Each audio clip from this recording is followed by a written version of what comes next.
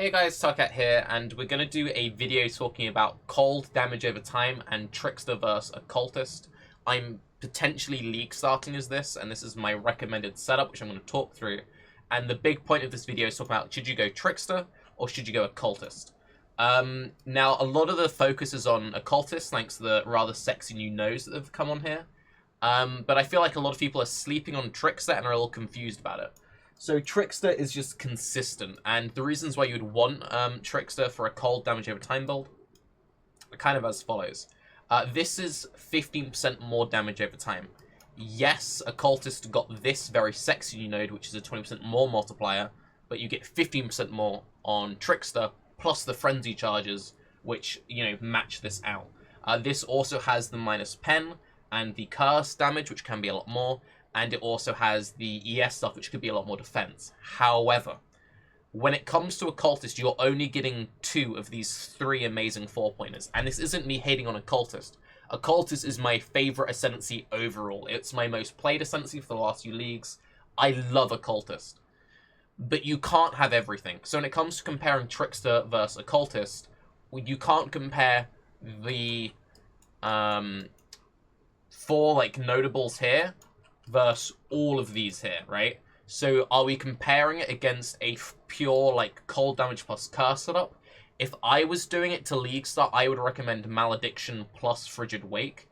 Otherwise, I would say Frigid Wake plus Vile Bastion, and you do an EB Mom setup. I wouldn't recommend straight CI for league start. I would say go for a life setup and then respec into CI a week in once you have the gear. So using Malediction plus Frigid Wake, which is how I would do it, you get Profane Bloom to boost map clear. Profane Bloom is amazing for map clear. However, one of the biggest draws for Trickster is all the insane map clear you get from all the attack speed. You get attack speed from frenzy charges, all the minor nodes give attack speed, you get 20% attack and cast speed here. If you do EB Trickster memes, you can get 40% attack and cast speed here, which is incredibly powerful. You get loads of free sustain for life mana ES. You get a bunch of free damage. Trickster will always be more map clear than Occultist, or at least incredibly close. In most cases, Trickster will just be better. Now, Malediction is incredibly powerful. Curses are broken. People sleep on how good curses are. Curses are really fucking good. On that note, Temp Chains scales incredibly well with cold damage. Temp Chains make stuff like chills and freeze last longer. Chill slows enemies. Temp Chain slows enemies. When you stack a bunch of slows, that's really good.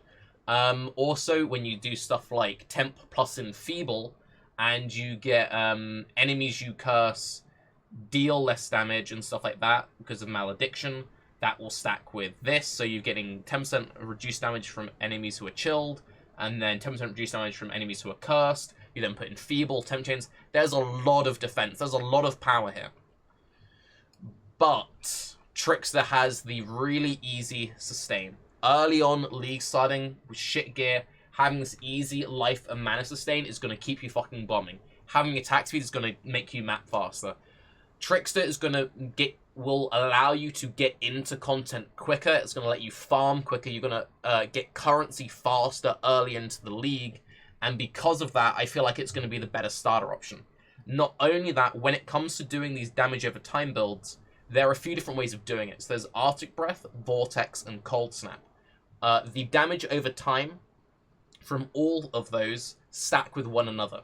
You can't spam Arctic Breath 20 times in the mob and stack 20 Arctic Breath damage over times, but you could do 1 Arctic Breath, 1 Vortex, 1 Cold Snap, or 1 Vol Cold Snap, and those 4 dots will all stack.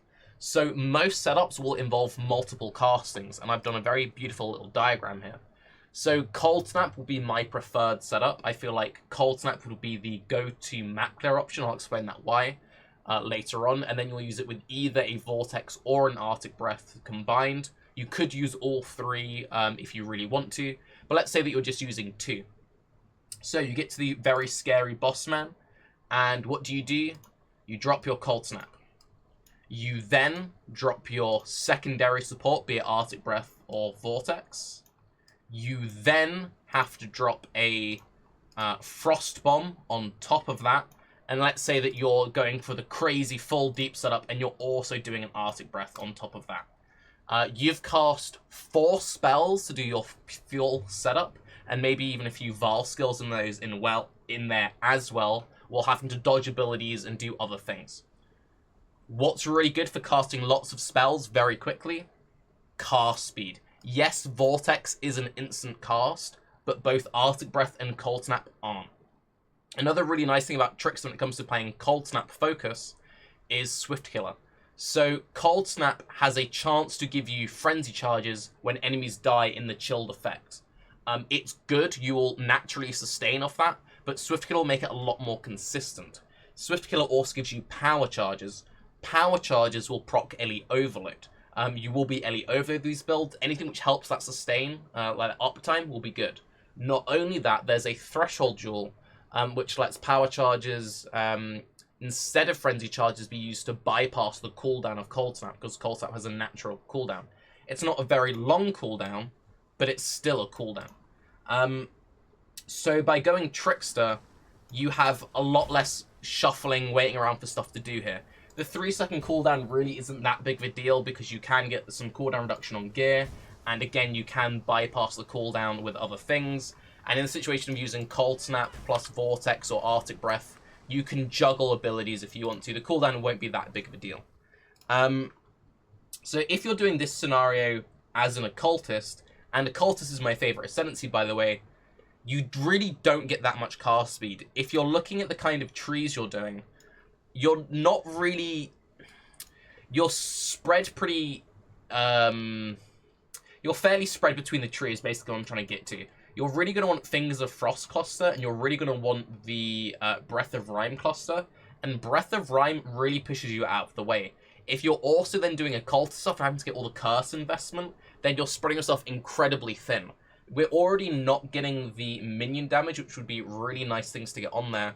So, if you did the full curse damage over time setup as an Occultist, you're spreading yourself so thin, you really don't have any of these leftover points to get stuff like cast speed, which makes the build actually feel good. And that's the thing. You need the build to feel good. Also, if you're regularly juggling multiple abilities, you're going to need good mana sustain. One of my favorite builds when it comes to Occultist is going like full Reservation, like 3 Blasphemies, run a Discipline, and then having just a teeny weeny bit of mana left to cast my spells.